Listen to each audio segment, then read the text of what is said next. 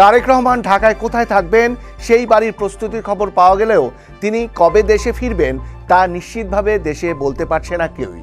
কিন্তু প্রশ্ন হচ্ছে তিনি কবে দেশে ফিরবেন, আর 5ই আগস্ট সরকার পতনের পর বছর হতে চললেও কেন তার দেশে ফেরা হলো না। 2024 সালের 5ই আগস্ট পট পরিবর্তনের পর দ্রুততার সাথে তারেক রহমান প্রায় সকল মামলা থেকে অব্যাহতি পেয়েছেন। এছাড়া 21শে আগস্ট গ্রেনেড হামলার মামলাসহ আরও যেসব মামলায় সাজা হয়েছিল আদালতের রায়ে, তার সবগুলো থেকেই তিনি খালাস পেয়েছেন। সরকারের পক্ষ থেকেও বলা হয়েছে এই মুহূর্তে তারেক রহমানের দেশে ফিরতে কোনো ধরনের বাধা নেই। আইনি এবং রাজনৈতিক সকল বাধা দূর হলেও দীর্ঘ প্রায় 17 বছর দেশের বাইরে থাকা তারেক রহমান কবে দেশে ফিরবেন এ বিষয়ে এখনও সুনির্দিষ্ট দিনক্ষণ বা পরিকল্পনা প্রকাশ করা হয়নি। তবে ধারণা করা হচ্ছে তারেক রহমান সেপ্টেম্বরের কোনো এক সময় দেশে আসতে পারেন। আবার অনেকের মতেই আগস্টেই দেশে ফিরবেন তিনি। তবে দলীয় সূত্র এবং তার ঘনিষ্ঠরা জানাচ্ছেন তারেক রহমান দেশে ফিরেই আগামী নির্বাচনে দলকে নেতৃত্ব দিবেন। সেই হিসেবে 2025 সালের মধ্যেই তিনি বাংলাদেশে ফিরবেন। আরও সহজভাবে বললে তারেক রহমানের সেপ্টেম্বরের মধ্যে ঢাকায় ফেরার সম্ভাবনা প্রবল। সালাম, নমস্কার, আদাব। আপনারা দেখছেন ডিবিসি নিউজের সাপ্তাহিক বিশেষ আয়োজন নেটিজেন ভার্সেস সিটিজেন। সঙ্গে আছে আব্দুল্লাহ হীরা। অনুষ্ঠানটি নিবেদন করছে রেক্সল। তারেক রহমানের দেশে ফেরার ক্ষেত্রে প্রধান অন্তরায় হল তার নিরাপত্তা সংক্রান্ত উদ্বেগ। তারেক রহমানের বিরুদ্ধে থাকা আইনি সমস্যা দূরীভূত হয়েছে এবং রাজনৈতিকভাবেও বিএনপি বর্তমানে সুবিধাজনক অবস্থানে রয়েছে। তা সত্ত্বেও তার দেশে না ফেরার মূল কারণ নিরাপত্তা। তার আইনগত প্রক্রিয়া এবং নিরাপত্তাকে দুটি ভিন্ন বিষয় হিসেবে উল্লেখ করা হয়েছে। তারেক রহমানের মতো শীর্ষস্থানীয় রাজনৈতিক নেতার নিরাপত্তা ঝুঁকি থাকা স্বাভাবিক, যা এশিয়ার রাজনীতিতে নতুন কিছু নয়। গত 15 বছরে বাংলাদেশে একটি অস্বাভাবিক শাসন ব্যবস্থা বিদ্যমান ছিল, যেখানে গুম ও হত্যার মতো ঘটনা ঘটেছে। এই সময়ে পুলিশ এবং সেনাবাহিনীর মতো রাষ্ট্রীয় প্রতিষ্ঠানগুলোর দলীয়করণ করা হয়েছে বলে তিনি উল্লেখ করেন। এমন একটি পরিস্থিতিতে রাজনৈতিক নেতাদের জন্য নিরাপদ পরিবেশ নিশ্চিত করা আবশ্যক। বর্তমান সরকার সেই নিরাপদ পরিবেশ এবং রাজনৈতিক পরিসর তৈরির জন্য কাজ করছে। এই প্রক্রিয়া সম্পূর্ণ হলেই তারেক রহমান দেশে ফিরবেন বলে আশা প্রকাশ করা হচ্ছে। তারেক রহমান কিভাবে দেশে ফিরতে পারেন? এই মুহূর্তে তো তার কাছে কোনো পাসপোর্ট নেই। নতুন করে পাসপোর্ট নিয়ে নাকি ট্রাভেল ডকুমেন্ট নিয়ে তিনি দেশে আসবেন, এ বিষয়ে সাবেক রাষ্ট্রদূত মুন্সি ফয়েজ আহমেদ আন্তর্জাতিক একটি গণমাধ্যমকে জানান, এই ধরনের ঘটনাগুলোতে দেশে ফেরার দুটো প্রক্রিয়া আছে। উনি চাইলে লন্ডনের দূতাবাস তার নামে ট্রাভেল পাস ইস্যু করাতে পারবে। সেই পাস নিয়েই তিনি দেশে ফিরতে পারেন। আবার তিনি চাইলে পাসপোর্টও নিতে পারেন। তবে তিনি যেভাবে ফিরতে চাইবেন, যুক্তরাজ্যের বাংলাদেশ দূতাবাস ও সরকার সেভাবেই ব্যবস্থা করবে বলেও ধারণা দেন তিনি। আওয়ামী লীগ সরকার আমলে বিএনপির পক্ষ থেকে বলা হতো দেশে ফিরলে রাজনৈতিক প্রতিহিংসার শিকার হবেন তারেক রহমান, ফলে তার দেশে ফেরা নিরাপদ নয়। তখন শেখ হাসিনা সহ আওয়ামী লীগ নেতারা বিভিন্ন সময়ে বলতেন তারেক রহমান দেশে ফিরলে জেলের ভাত খেতে হবে। ফলে ওই সময়ে তারেকের দেশে ফেরার কোনো উদ্যোগ ছিল না। কিন্তু ছাত্র জনতার আন্দোলনে গত 5ই আগস্ট আওয়ামী লীগ সরকারের পতনের পর পরিস্থিতি পাল্টে গেছে। অন্তর্বর্তীকালীন সরকার ক্ষমতায় থাকলেও 1.5 দশক পর রাজনীতিতে দাপটের সঙ্গে ফিরেছে বিএনপি। শেখ হাসিনার সরকারের পতনের পরপরই তাদের আমলে দণ্ডিত খালেদা জিয়াকে সাজা থেকে অব্যাহতি দিয়ে মুক্তি দেওয়া হয়। বিএনপির দণ্ডিত বিভিন্ন নেতাও মুক্তি পেয়েছেন। এমনকি যে মামলায় তারেকের সঙ্গে দণ্ডিত মামুন, তিনিও এখন মুক্ত। রাজনৈতিক বিশ্লেষকদের মতে বিএনপির ভারপ্রাপ্ত চেয়ারম্যান তারেক রহমানের দেশে ফেরা একটি বড় নির্বাচনী শোডাউনের অংশ হতে পারে। তারেক রহমান একটি বড় ধরনের প্রস্তুতি নিয়েই দেশে ফিরতে পারেন, যেখানে বিমানবন্দরে লক্ষ লক্ষ সমর্থককে নিয়ে একটি বড় জমায়েতের পরিকল্পনা থাকতে পারে। তারেক রহমানের ফেরার বিষয়টি কয়েকটা বিষয়ের উপর নির্ভরশীল। তিনি তখনই ফিরবেন যখন দলের মধ্যে তার সর্বোচ্চ গ্রহণযোগ্যতা নিশ্চিত হবে, তার ব্যক্তিগত নিরাপত্তা নিয়ে কোনো সংশয় থাকবে না এবং তিনি যে পরবর্তী প্রধানমন্ত্রী হবেন এমন একটি নিশ্চয়তা তৈরি হবে।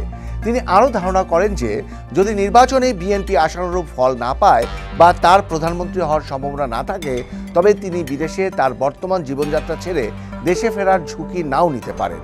অন্যদিকে বিএনপির স্থায়ী কমিটির সদস্য আমির খসরু মাহমুদ চৌধুরী স্বীকার করেছেন যে দল ও দেশের প্রয়োজনে তারেক রহমানের ফেরা আবশ্যক এবং এটি তিনি নিজেও অনুভব করেন। তবে তিনি উল্লেখ করেন এর সাথে বেশ কিছু টেকনিক্যাল বা কৌশলগত বিষয় জড়িত আছে যা বিস্তারিত বলা সম্ভব নয়। মিস্টার চৌধুরীর মতে সকল দিক বিচক্ষণতার সাথে বিবেচনা করেই তারেক রহমানকে তার ফেরার ব্যাপারে চূড়ান্ত সিদ্ধান্ত নিতে হচ্ছে। ফিরলে দীর্ঘ 17 বছর পর দেশের মাটিতে পা রাখবেন তারেক রহমান। ফিরে তিনি কোন বাড়িতে উঠবেন সেই নিয়েই জল্পনা চলছে এখন। খালেদা জিয়ার বর্তমান বাড়ি ফিরোজার পাশের দোতলা বাড়িটি সম্পূর্ণরূপে সংস্কার এবং সজ্জিত করা হয়েছে। 1981 সালে সরকারের পক্ষ থেকে খালেদা জিয়াকে 32 কাঠা জমির উপর নির্মিত এই বাড়িটি দেয়া হয়েছিল। গুলশান 2 নম্বরের এভিনিউ রোডের 196 নম্বর বাড়িটি মোটামুটি প্রস্তুত। অনেকেরই ধারণা তারেক রহমান এখানেই উঠবেন। দর্শক, আজকের বিষয় কবে দেশে ফিরছেন তারেক রহমান। দর্শক, আজকের আলোচনায় আমাদের সঙ্গে নেটিজেন হিসেবে আছেন বিএনপির প্রশিক্ষণ বিষয়ক সম্পাদক ABM মোশাররফ হোসেন এবং সিটিজেন হিসেবে আছেন বিএনপি কেন্দ্রীয় কমিটির বিজ্ঞান ও প্রযুক্তি বিষয়ক সহ সম্পাদক।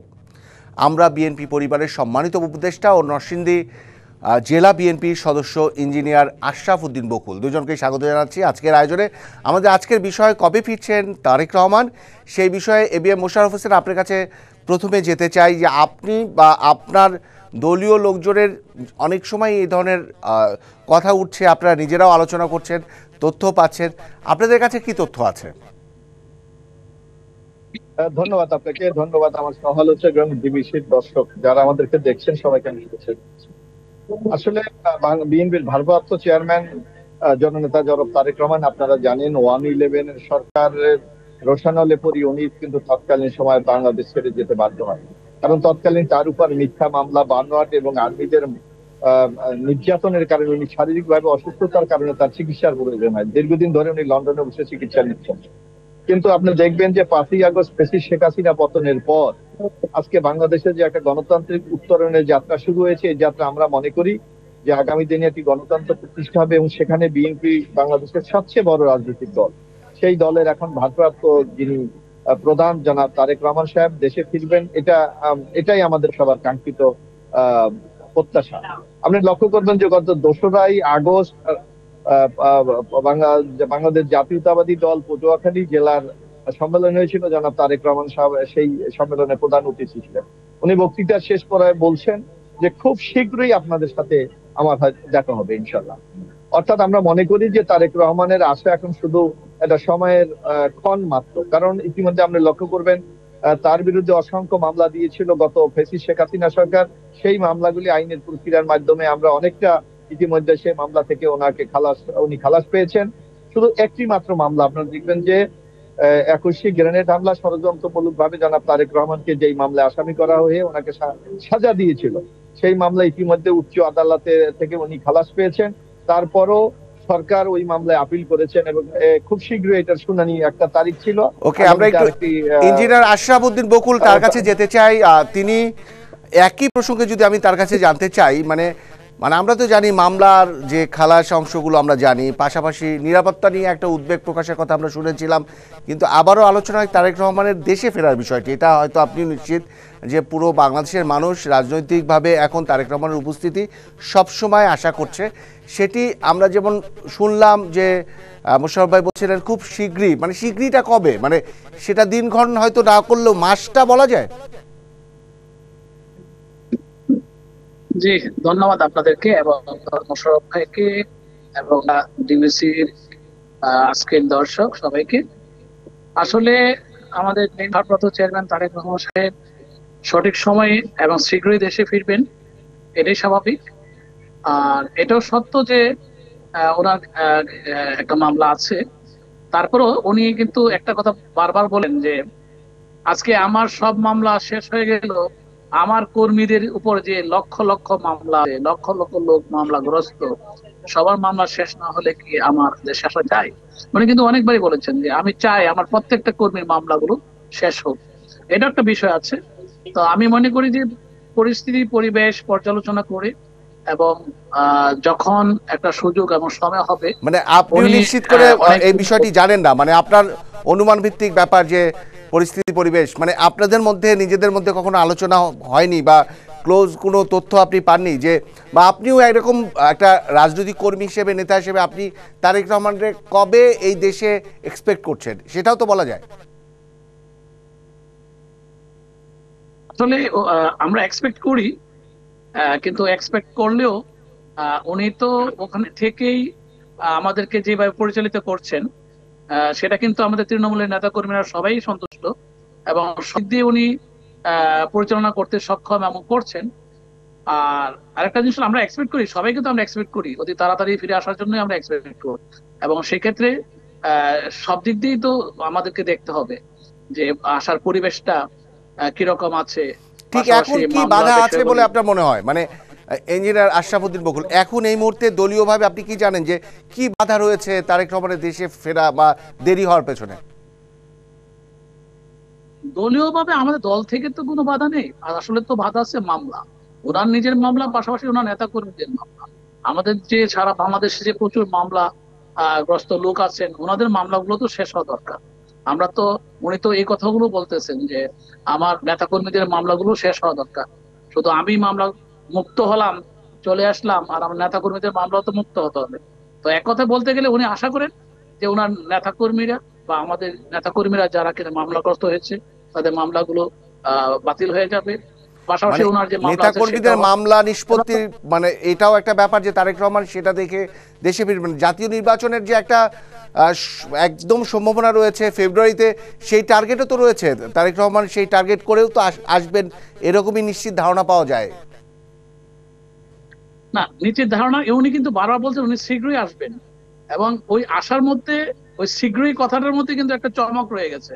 আর ওই চমকটা কখন বাস্তবে রূপ নেবে এটা উনি আমাদের সবার চেয়ে ভালো বোঝেন, এবং সব দিক বিবেচনা করে সবার সাথে আলোচনা করে হয়তো বা উনি দিনক্ষণ ঠিক করবেন। কারণ ওনার আসার সেই পরিবেশটা হয়তো বা সারা পৃথিবীর ইতিহাসে একটা উদাহরণে থাকবে, উনি যেদিন বাংলাদেশের মাটিতে পদার্পণ করবেন।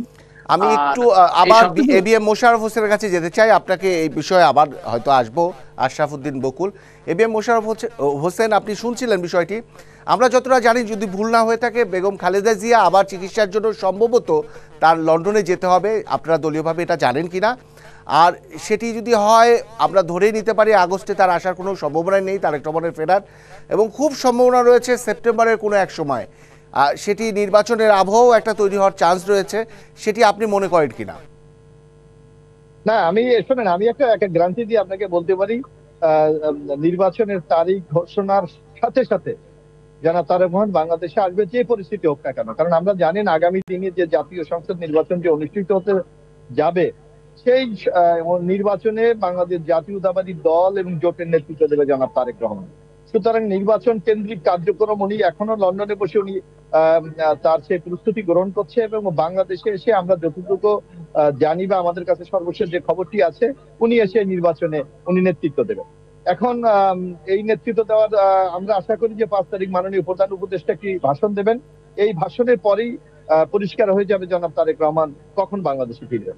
তবে এখানে একটি জিনিস আপনাকে মনে রাখতে হবে যে তারেক রহমান আজকে শুধু বাংলাদেশ জাতীয়তাবাদী দলের নেতা নয়, উনি আজকে বাংলাদেশ জাতীয়তাবাদী যে শক্তি বাংলাদেশের রাজনীতি করে তাদের কিন্তু নেতা।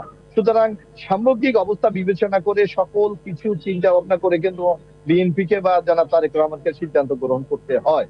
এবং যার কারণে আমরা স্পষ্ট ভাষায় বলতে চাই যে তারেক রহমান তফসিল ঘোষণার সাথে সাথে আমরা আশা করি 1 সপ্তাহের মধ্যে জনাব তারেক রহমানকে আপনারা বাংলাদেশে দেখতে পাবেন।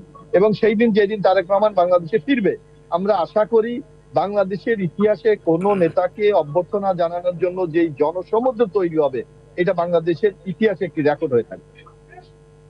এবে মোশাররফ হোসেন, যদি আপনাকে একটু মনে করিয়ে দেই যে তারেক রহমানের আসার বিষয়টি নিরাপত্তা শঙ্কা, নিরাপত্তা নিয়ে উদ্বেগ, সেটি অনেক বড় কারণ হিসেবে চিহ্নিত করা হয়। সেক্ষেত্রে নির্বাচনের তফসিল ঘোষণা বা নির্বাচনের একটা মানে পরিবেশ তৈরি হওয়া, সেখানে কি এরকম একটা ব্যাপার রয়েছে যে নিরাপত্তার একটা রাষ্ট্রীয় নিরাপত্তার তিনি পেতে পারেন, মানে এরকম কোনো ক্লজ রয়েছে? যতটা আমি অনুমান করতে পারি যে কোনো একটা নির্বাচনী পরিবেশ তৈরি হলে বা তফসিল ঘোষণা হলে সেখানে প্রধান যিনি নেতা থাকেন তাকে রাষ্ট্রীয় নিরাপত্তা বা এসএসএফ এর আওতায় নিয়ে আসা হয়। এটা কি আপনার জানা আছে কিনা? হ্যাঁ, আমি জানা আছে। আপনি দেখেন, বাংলাদেশের বর্তমানে সবচেয়ে বড় রাজনৈতিক দল বাংলাদেশ জাতীয়তাবাদী দল বিএনপি। সুতরাং বিএনপির যিনি প্রধান থাকবেন, কারণ এবার নেতৃত্ব দেবেন আগামী নির্বাচন এবং জাতীয়তাবাদী শক্তিকে জনাব তারেক রহমান। সুতরাং রাষ্ট্রের পক্ষ থেকে নিশ্চিত নিরাপত্তার ব্যবস্থা করা হবে, এইটাই আমরা কিন্তু রাষ্ট্রের কাছে প্রত্যাশা করি, সরকারের কাছে প্রত্যাশা করি। কিন্তু পাশাপাশি আমাদের দলের পক্ষ থেকে আপনি জানেন, এর আগে আমাদের নেত্রী বেগম খালেদা জিয়া যখন নির্বাচনগুলো পরিচালনা করেছেন, তখন কিন্তু রাষ্ট্রীয় যেমন নিরাপত্তা ছিল, পাশাপাশি আমাদের দলীয় কিন্তু একটা নিরাপত্তার ব্যবস্থা আমরা সবসময় করে থাকি। সুতরাং আমি মনে করি এই দুই নিরাপত্তা ব্যবস্থা আগামী দিনে বাংলাদেশের, যদিও বর্তমানে নিরাপত্তা নিয়ে মানুষের বহু সংকট আছে, কারণ এই ইন্টেরিয়াম গভর্নমেন্ট ডক্টর ইউনূস সরকার দেখেন প্রায় 1 বছর হয়ে গেছে, কিন্তু এখনো আইন শৃঙ্খলা রক্ষার কাঙ্ক্ষিত উন্নতি করতে পারে নাই। এখনো নানা ক্ষেত্রে বিশৃঙ্খল অবস্থা বিরাজ করছে। সুতরাং নিরাপত্তার বিষয়টা একটা ইম্পর্টেন্ট ব্যাপার, এটা অস্বীকার করার কোনো সুযোগ নাই। কিন্তু আমরা মনে করি সরকার এই ব্যাপারে কঠোর ব্যবস্থা গ্রহণ করবেন, পাশাপাশি আমাদের দলের পক্ষ থেকেও একটা নিরাপত্তার ব্যবস্থা থাকবে। ইঞ্জিনিয়ার আশরাফ উদ্দিন বকুল, আপনি অবশ্যই শুনছিলেন এবিএম মোশাররফ হোসেন যেটি বলছিলেন। আপনার কাছে এই প্রশ্ন নিয়ে আসতে চাই, আমরা যেটা অনুমান করছি আপনার দলের মধ্যেও সম্ভবত আলোচনা হচ্ছে 5ই আগস্ট গণঅভ্যুত্থানের যে দিনটি, সেই দিনটি জাতির উদ্দেশ্যে অবশ্যই ভাষণ দিবেন আমাদের প্রধান উপদেষ্টা। সেই ভাষণে সম্ভবত অনুমান করা হচ্ছে নির্বাচনের একটা ডেড লাইন বা নির্বাচন প্রকাশ করে দিবেন। সেটি আপনারাও কি এরকম ভাবছেন কিনা, বা আপনারা আর বাড়তি কি তথ্য পেয়েছেন বলে আমাদের দর্শককে জানাতে পারেন? জি, ধন্যবাদ আপনাকে। ডেফিনেটলি আমরা তো নির্বাচনের তারিখই আশা করছি। আমরা তো চাচ্ছি যে অতি তাড়াতাড়ি নির্বাচনের ডেট ঘোষণা হয়ে গেলে দেখা যাবে যে সাধারণ মানুষের মধ্যে একটা স্বস্তির নিঃশ্বাস আসবে। কারণ এখন কিন্তু সর্বত্র আমরা জানি যে 5ই আগস্টের পর সবসময় একটা কথা ছড়াচ্ছে, নির্বাচন হবে কি হবে না, দেশে পরিস্থিতি পরিবেশ কি হবে, কে থাকবে কে থাকবে না। আলটিমেটলি কিন্তু বিএনপি প্রথম থেকে যেভাবে কথা বলে আসছে নির্বাচনের জন্য, গণতান্ত্রিক প্রক্রিয়ায় স্বাধীন দেশে স্বাধীনভাবে ভোট দেওয়ার যে প্রক্রিয়া, সেটা সবার কাছে উন্মুক্ত করার জন্য এবং সেই উন্মুক্ত পরিবেশ সৃষ্টি করার লক্ষ্যে একটা ডেট অনেক আগে থেকে চাচ্ছে। কাজেই নির্বাচনী তফসিল ঘোষণা পড়া সত্য, কিন্তু ওই ডেটটা উল্লেখ করার জন্য কিন্তু এদেশের সাধারণ মানুষ সবাই এক্সপেক্ট করছে। এবং এটা বলতে হবে যে সবাই চাচ্ছে, শুধু বিএনপি নয়, যে সবারই চাওয়া কিন্তু নির্বাচন হতে হবে সামনে। কেউ কেউ নাও চাইতে পারে, যারা কিনা এখন চাঁদাবাজি করে আঙ্গুল ফুলে কলা গাছ হয়েছে, ছাত্র নেতারা এসে তারা চাইতে না পারে, কিন্তু আমরা তো জনগণের নেতা, আমরা জনগণের দল, আমরা অবশ্যই চাবো জনগণের সেবা করার জন্য গণতান্ত্রিক ভাবে ক্ষমতা নিয়ে, এবং গণতান্ত্রিক ভাবে যদি আমরা নির্বাচিত হতে পারি। কাজে আমরা এই এই এই দিনটা অবশ্যই আশা করি যে মানুষ তার নিজের ভোটের অধিকার দেবে, যে ভোটের অধিকারটা দীর্ঘদিন দিতে পারেনি, কয়েকটা নির্বাচনে তারা অংশগ্রহণ করতে পারেনি। কাজে আমাদের সবার চাওয়া, শুধু শুধু বিএনপির নয়, এদেশের সবার চাওয়া। আমি যেমন আজকে আমার নিজ এলাকায় আছি, সাধারণ মানুষের সবারই বক্তব্য কখন নির্বাচন হবে, কখন ডেট ঘোষণা হবে। কাজে আমি মনে করি আপনার কাছে কি একটি মানে সরল প্রশ্ন করি, মানে আপনার এই চাওয়ার মধ্যে বাংলাদেশে তো 30% বা তার চেয়ে বেশি সংখ্যক মানুষের অনুভূতিতে আওয়ামী লীগ কাজ করে, মানে তারাও এই ধরনের নির্বাচন চাচ্ছে যেখানে আওয়ামী লীগ অংশ নিবে না, এরকম একটা ব্যাপার। এখানে আমি আপনাকে একটা কথা বলি, আওয়ামী লীগের যারা কিনা অপরাধী তারা কিন্তু আন্ডারগ্রাউন্ডে চলে গেছে, তারা কিন্তু প্রকাশ্যে কেউ নাই। আওয়ামী লীগের যারা সাধারণ মানুষ, যারা কিনা আওয়ামী লীগকে ঘৃণা করেছিল এক সময়, আওয়ামী লীগের কৃতকর্মকে, তারাই কিন্তু এখন ইলেকশন চাচ্ছে। কেন জানেন? কারণ তারাও ইলেকশন হলে, একটা সরকার গঠন হলে তারাও স্বাধীনভাবে বসবাস করতে পারবে। আজকে যখন তখন মব জাস্টিস হচ্ছে, যখন তখন যাকে তাকে যার তার কাছে পাশে আওয়ামী লীগের ছবি থাকলে যখন তখন বিচার করছে, আইন হাতে তুলে নিচ্ছে। কিন্তু তখন তো সেটা থাকবে না, তাদের মধ্যে যে ভয়টা আছে তাদেরও ভয়টা কেটে যাবে। সেই জন্য আওয়ামী লীগের সাধারণ মানুষ যারা আছে তারাও কিন্তু চাচ্ছে তাড়াতাড়ি ইলেকশনটা হোক, তাহলে দেশটা একটা স্বস্তির নিঃশ্বাস ফেলতে পারবে। বাংলাদেশের প্রধান দল মানে অন্যতম প্রধান দল বিএনপির প্রধান নেতা যদি ঢাকায় থাকেন বা বাংলাদেশে থাকেন, সেটাও তো একটা আনন্দের উপলক্ষ সাধারণ মানুষের জন্য, যে একজন নেতা বাংলাদেশে এই মুহূর্তে একজনও নেই, মানে একজন প্রধান নেতা বাংলাদেশে অবস্থান করছেন। স্বাভাবিক, এটা আমরাও এক্সপেক্ট করি এবং আমার দলের নেতা উনিও এক্সপেক্ট করেন। সেই পরিবেশ সৃষ্টি করতে হবে আমাদেরকে, সেই পরিবেশ সরকারকেও দিতে হবে, হ্যাঁ, যাতে করে উনি আসতে পারেন এবং আমাদের নেতা স্বাচ্ছন্দ্যে কাজ করতে পারেন। আজকে দেখেন যখন তখন যে মমতাসীন হচ্ছে, যখন তখন যে আইন তুলে নেওয়া হচ্ছে, আইনের শাসন মানুষের হাতে নিয়ে নিচ্ছে, এই কোনো কিছু তো নিরাপত্তা নাই। কাজে নিরাপত্তার বিষয়টা কিন্তু ভেবে দেখতে হবে সর্বদিক থেকে। কাজে আমি মনে করি সর্বদিক দিয়ে আমাদেরকে একটা সুষ্ঠু সুন্দর পরিবেশ সৃষ্টি করতে হবে। অফকোর্স আমরা একদম শেষ পর্যায়ে আমরা এবিএম মোশাররফ হোসেন আপনাকে দিয়ে শেষ করতে চাই। আপনার কাছে জানতে চাই, তারেক রহমান দেশে ফেরার মধ্য দিয়ে রাজনৈতিকভাবে বাংলাদেশের মানুষ যে যে মানে অনুভূতির মধ্যেই থাকুক, একটা বড় ধরনের আবেগের জায়গা বা বড় ধরনের আত্মবিশ্বাসের জায়গায় বাড়বে। তো সেই জায়গায় তারেক রহমান আমাদের যে প্রসঙ্গ, সেটি যদি সেপ্টেম্বরেই তিনি ফেরেন এবং আমরা যদি ধরি ফেব্রুয়ারিতে জাতীয় নির্বাচন, তাহলে আমাদের রাজনৈতিক চর্চা এবং বাংলাদেশের মানুষের আস্থার জায়গাটা আরো বাড়ে কিনা? না, অবশ্যই বাড়বে। আপনি দেখবেন এবার বিএনপির যে রাষ্ট্র মেরামতের 31 দফা, সেই 31 দফার মধ্যে কিন্তু একটা সম্প্রীতির বাংলাদেশ গড়ার কিন্তু একটা ইঙ্গিতের মধ্যে দেওয়া হয়েছে। এবং জনাব তারেক রহমান ইতিমধ্যে ঘোষণা করেছে যে আগামী নির্বাচনে বিএনপি যদি এককভাবেও জয়লাভ করে, বিএনপি কিন্তু একটা জাতীয় সরকার করবে, অর্থাৎ সবাইকে অন্তর্ভুক্ত করে একটি সরকার তৈরি করা। এটা মানুষের মধ্যে কিন্তু একটা বিরাট সত্যির একটা জায়গা এনে দিয়েছে। আরেকটি ব্যাপার আপনি দেখবেন যে তারেক রহমান বলেছে যে আমি একটা রেইনবো নেশন করতে চাই, অর্থাৎ সমাজের নানা শ্রেণীর লোকদেরকে নিয়ে একটা অন্তর্ভুক্তিমূলক রাষ্ট্র ব্যবস্থা কায়েম করতে চাই। এগুলি আমার মনে হয় মানুষের জন্য একটা অত্যন্ত খুব ভালো একটা বার্তা বলে, মেসেজ বলে আমরা কিন্তু মনে করি। সুতরাং তারেক রহমানের আগমন আপনি এখন লক্ষ্য করবেন যে বিশেষ করে গত 5 আগস্টের পর তারেক রহমানের রাজনৈতিক ভূমিকা, তার যে রাষ্ট্র পরিচালনার মানুষের কাছে গ্রহণযোগ্যতা আমরা মনে করি অনেক গুণ বৃদ্ধি পেয়েছে। এবং উনি অত্যন্ত একটা দায়িত্বশীল ভূমিকা পালন করে বাংলাদেশটাকে এখন কিন্তু একটা স্থিতিশীল অবস্থা নিয়েছেন। এবং সর্বশেষে আপনি দেখবেন যে লন্ডনে আমাদের প্রধান উপদেষ্টা জনাব তারেক রহমানের বক্তব্যের মাধ্যমে বাংলাদেশের মানুষের মধ্যে যে একটা অস্বস্তি ছিল সেটা কিন্তু অনেকটা কেটে গেছে। সুতরাং আপনি যে কথাটি বলেছেন যে তারেক রহমানের আগমন বাংলাদেশে রাজনীতির অঙ্গনে একটা সুবাতাস বইবে, এ ব্যাপারে প্রশ্ন তোলার কোনো সুযোগ আছে বলে আমরা মনে করি না। বরং মনে করি যে বাংলাদেশ একটা গণতান্ত্রিক পথে যাত্রার একটা যে নব সূচনা, সেইটা একটি পূর্ণাঙ্গ রূপ পেতে যাচ্ছে বলে আমরা মনে করি।